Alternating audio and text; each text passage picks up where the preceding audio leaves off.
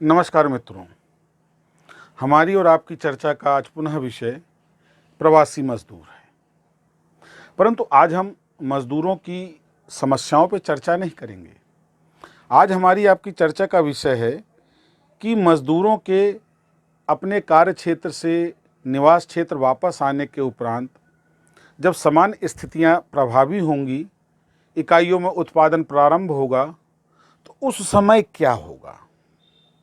जी, क्योंकि जहाँ तक मैं समझता हूँ, पिछले 1.5-पौने 2 महीने में जिन स्थितियों में मजदूर अपने कार्य क्षेत्र से निवास क्षेत्र को पलायन करने के लिए बाध्य हुआ है, 42-44 डिग्री की धूप में, चिलचिलाती धूप में अपने छोटे छोटे मासूम बच्चों को लेके सैकड़ों किलोमीटर भूख प्यास से बेहाल पैदल चलने को बाध्य हुआ है।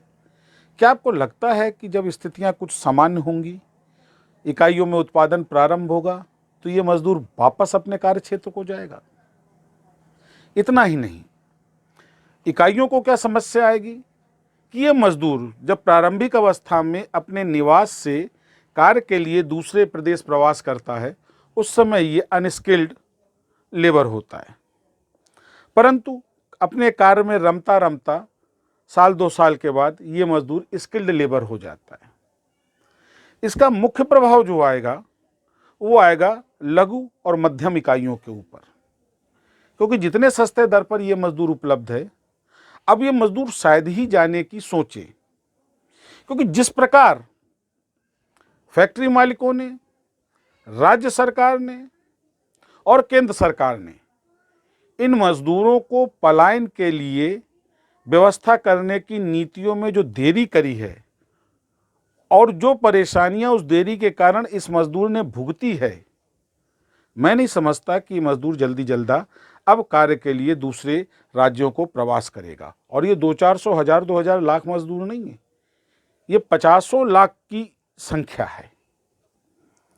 और जब इतनी बड़ी संख्या का मजदूर कार्य पर नहीं आएगा, तो आप समझ सकते हैं कि उन इकाइयों को क्या क्या तकलीफें नहीं होंगी।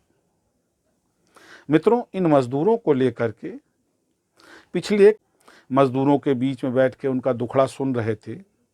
अच्छी बात है, एक राजनेता को संवेदनशील होना चाहिए, परंतु क्या आपको नहीं लगता कि अगर ये इतने ही संवेदनशील थे तो अधिकांशतया उन्हीं राज्यों से मजदूरों ने पलायन किया है जहां पर कांग्रेस या उनकी समर्थित पार्टियों की सरकार है। महाराष्ट्र, बंगाल, पंजाब, ये वो क्षेत्र हैं जहां बहुतायत में उत्तर प्रदेश, बिहार, झारखंड, यहाँ का मजदूर जाकर के काम करता है।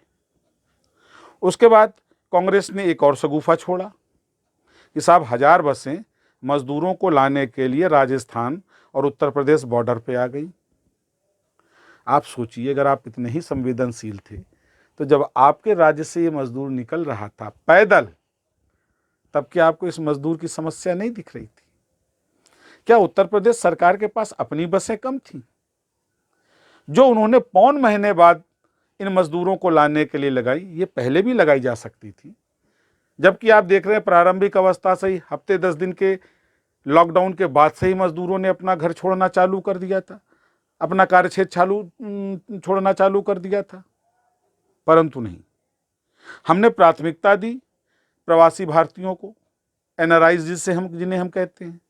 उसके बाद हमारी दूसरी प्राथमिकता छात्र थे। मजदूर हमारी बिल्कुल अंतिम प्राथमिकता में आया, और तब तक सैकड़ों जानें गईं। उन जानों की कीमत पर राजनीति हुई, आरोप प्रत्यारोप का दौर चला, और वो राजनीति इस हद तक गिरी कि राजस्थान सरकार ने 19 लाख रुपए का बिल उत्तर प्रदेश सरकार को दे दिया कि हमने कोटा में उत्तर प्रदेश के पढ़ रहे छात्रों को उत्तर प्रदेश वापस भेजा था। मित्रों, ये जब छात्र कोटा पढ़ने जाता है और वहां जब फीस देता है, तो उस कोचिंग मंडी से इन राज्य सरकारों को राजस्व की भी प्राप्त होती है। तब क्या इनकी नैतिकता नहीं बनती थी? इसके अतिरिक्त एक बात समझिए आप कि हम भारतीय हैं, उत्तर प्रदेश या राजस्थानी बात को, तो हम इस दोहरे चरित्र को किस लिए अपना रहे हैं? इसलिए कि हमारे ऊपर ये राज्य सरकारें सियासत करें, हमारे वोटों पर बनने वाली ये सरकारें, ये राज्य सरकारें सियासत करें, हमारे वोटों पर बनने वाली ये सरकारें आज हमारे साथ इस तरीके का व्यवहार करें कि साहब ये यूपी के हैं, ये बंगाल के हैं, ये झारखंड के हैं, ये राजस्थान के हैं, ये बिहार के हैं।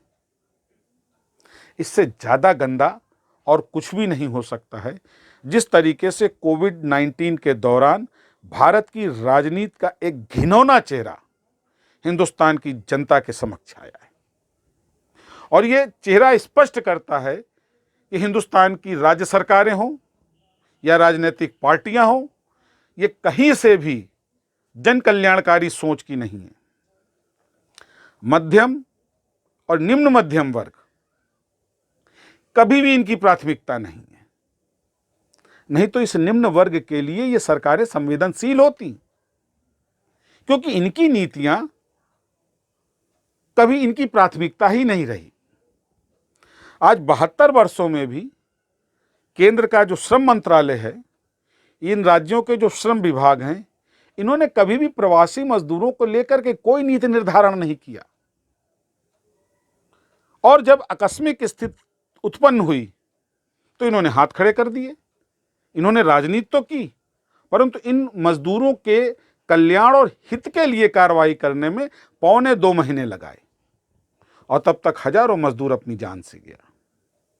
जो मजदूर चला, किसी तरीके से अपने घर पहुंचा, उसकी मानसिकता आज की तारीख में ये है कि वो दोबारा बंबई, सूरत, गुजरात, महाराष्ट्र, पंजाब जाने से की सोच करके कांप रहा है कि खुदा न खास्ता कल को फिर ऐसा कोई अगर स्थिति उत्पन्न हुई तो हम आएंगे कैसे। मित्रों, बड़ी विषम परिस्थितियां हैं।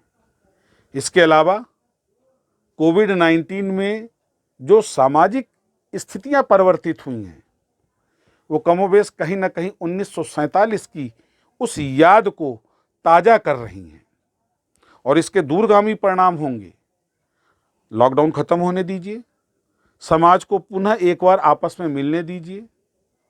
जो विकृतियां इन राजनीतिक पार्टियों ने धर्म के आधार पर, जाति के आधार पर, वर्ग के आधार पर समाज में फैलाई हैं, इस कोरोना महामारी आपदा काल के दौरान इसके परिणाम निसंदेह घातक होंगे और उसके लिए हमको आपको मानसिक रूप से तैयार होना पड़ेगा। अभी भी समय है।